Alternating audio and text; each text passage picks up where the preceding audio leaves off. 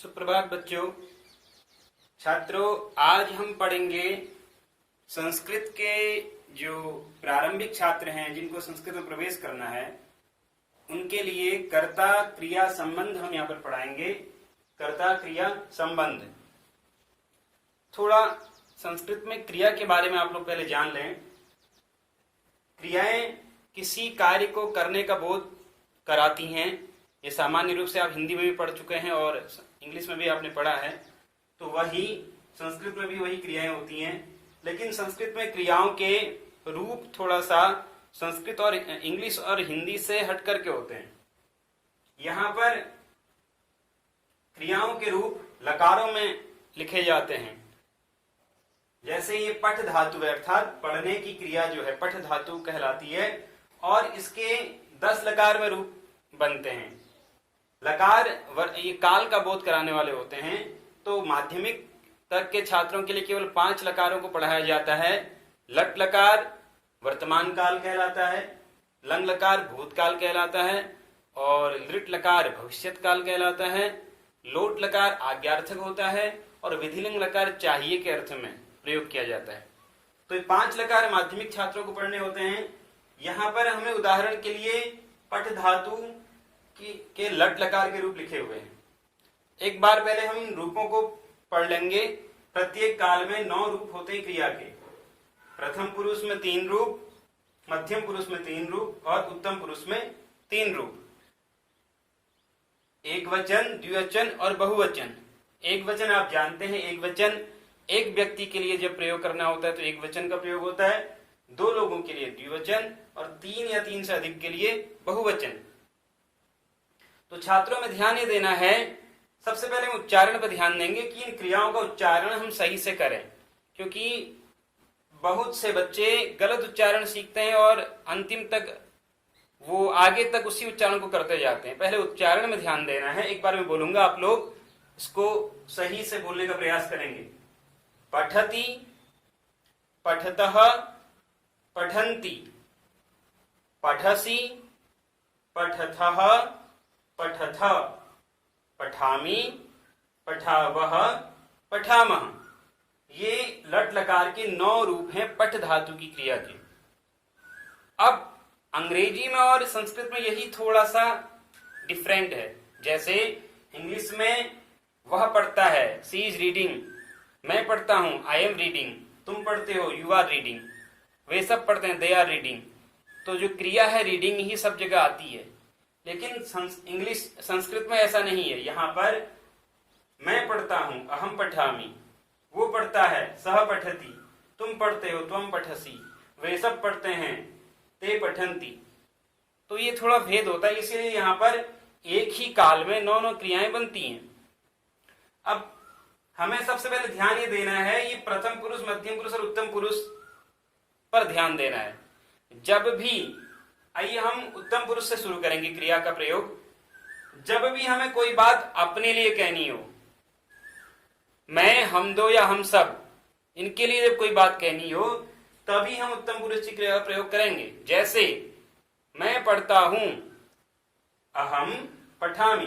मैंने इन क्रियाओं के ऊपर सर्वनाम रूप लिखे हैं। ये प्रारंभिक अवस्था के छात्रों को थोड़ा सा अभ्यास करने में सरलता हो इसलिए।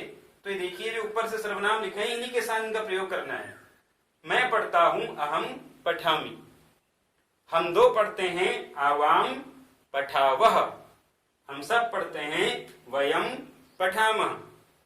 तो हमें ध्यान देना है, उत्तम पुरुष की क्रिया हम तभी प्रयोग में लाएंगे जब हमें मैं, हम 2 या हम सब की बात करनी हो। काल कोई भी हो सकता है। जैसे मैं पढ़ता हूं, अहम पठामि।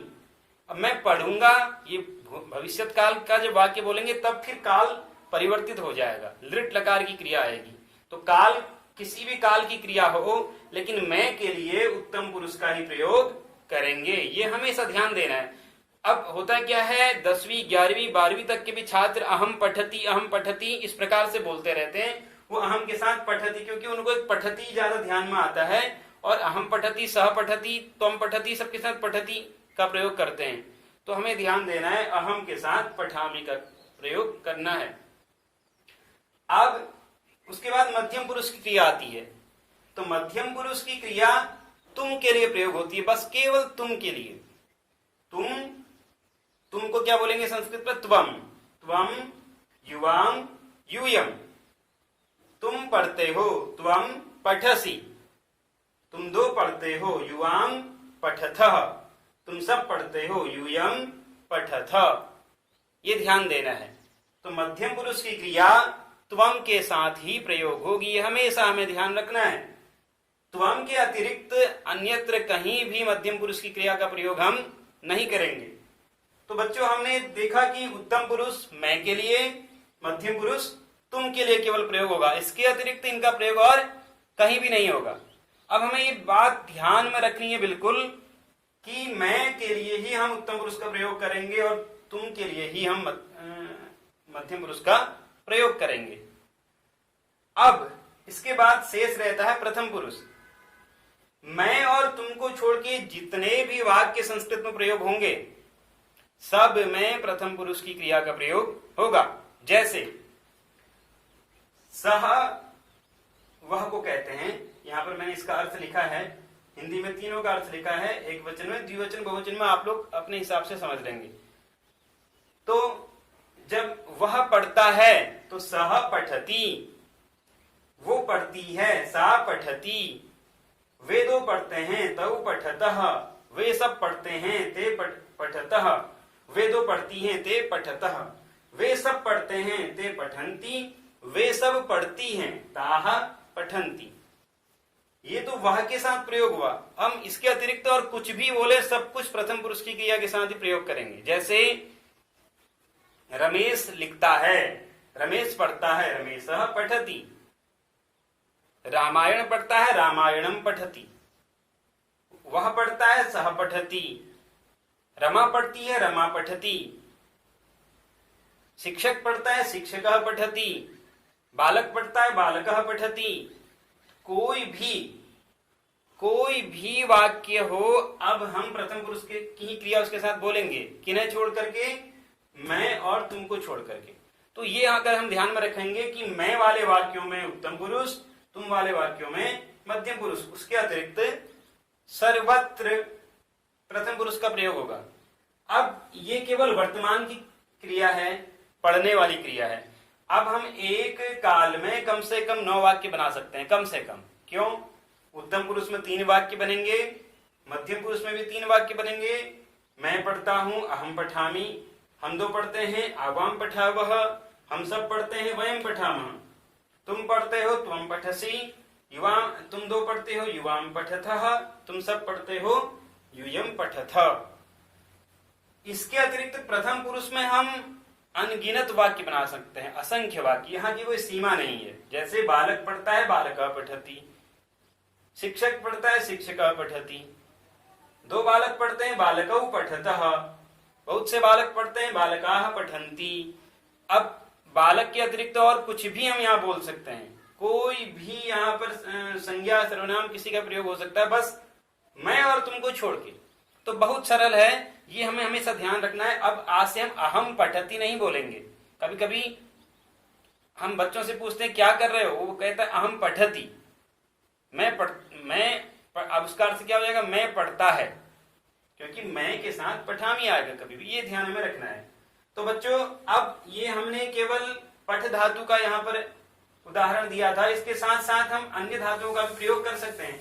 हम इसी तरह वर्तमान काल में पहले वाक्य, छोटे छोटे वाक्य बोलने का प्रयास कर सकते हैं। बहुत सरल है संस्कृत को बोलना, इतना कठिन नहीं। जैसे हमने पठ धातु का प्रयोग किया, इसी तरह अब हम कुछ धातुओं को यहाँ पर लिख लेते हैं। जैसे लिख, लिख का एक हम लिखेंगे लिखती।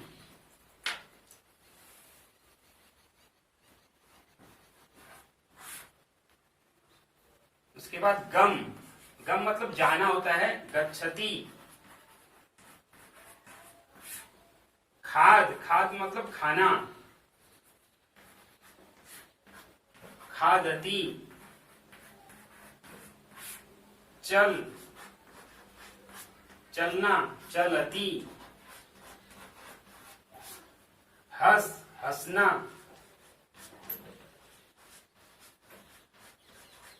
हंसति। दा देना, ददाती, आगम आना, आगच्छति। इस प्रकार से कुछ क्रियाएं यहाँ पे हैं। अब हम इन्हीं के सबके लट लकार के रूप आराम से जैसे पठती के थे वैसे ही हम थोड़ा सा ध्यान रखेंगे। ददाती के रूप दूसरे तरीके से चलेंगे, इसके रूप में आपको बाद में बताऊंगा। बाकी सबके रूप उसी की तरह चलेंगे, पठती की तरह। जैसे लिखती, लिखता, लिखंती, लिखसी, लिखतः, लिखथ, लिखामि, लिखावः, लिखामः, गच्छति, गच्छतः, गच्छन्ति, गच्छसि, गच्छथः, गच्छथ, गच्छामि, गच्छावः, गच्छामः, खादति, खादतः, खादन्ति, खादसि, खादथः, खादथ, खादामि, खादावः, खादामः। तो इस प्रकार से हम इन क्रियाओं का लट लकार का प्रयोग करेंगे। अब हम जो मैंने सर्वनाम लिखाए थे उस टेबल में, उनके साथ इन क्रियाओं को प्रयोग करके छोटे छोटे वाक्य बोलना शुरू कर सकते हैं। जैसे मैं लिखता हूं, अहम लिखामि। रमेश लिखता है, रमेशः लिखति। तुम लिखते हो, त्वं लिखसि। इस प्रकार से छोटे छोटे। वो जा रहा है, सः गच्छति। मैं खा रहा हूं, अहम खादामि। वो जो पहले मैंने टेबल बताई थी बच्चों, उसी के साथ इन क्रियाओं को प्रयोग करने का अभ्यास करेंगे। और मुझे लगता है आज अगर आप अच्छे से इसका अभ्यास करेंगे तो आप लोग छोटे छोटे वाक्य घर में संस्कृत का बोल सकते हैं। आइए हम इसी तरह से आगे बढ़ते जाएंगे और कोशिश करेंगे कि आप लोग 10-15 दिन में इन छोटी छोटी बातों का ध्यान देते हुए घर में संस्कृत बोलने का अभ्यास करने लगेंगे। धन्यवाद।